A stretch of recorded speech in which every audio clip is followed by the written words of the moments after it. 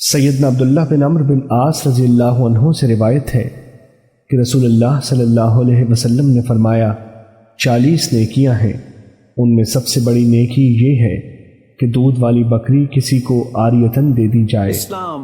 جو آدمی ثواب کی امید رکھتے ہوئے اور وعدے کی ہوئی چیز کی تصدیق کرتے ہوئے ان 40 میں سے ایک نیکی بھی سر انجام دے گا تو اللہ تعالیٰ اسے جنت میں داخل کر دے گا۔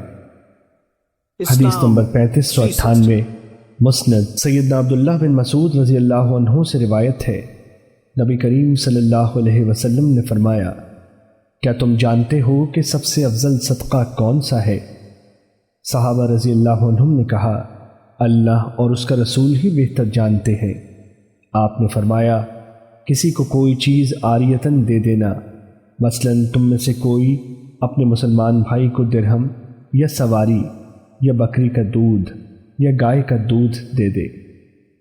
حدیث نمبر 3596 مسند احمد سیدنا ابو ہریرہ رضی اللہ عنہ سے روایت ہے کہ رسول اللہ صلی اللہ علیہ وسلم نے فرمایا، لوگو صدقہ کرو۔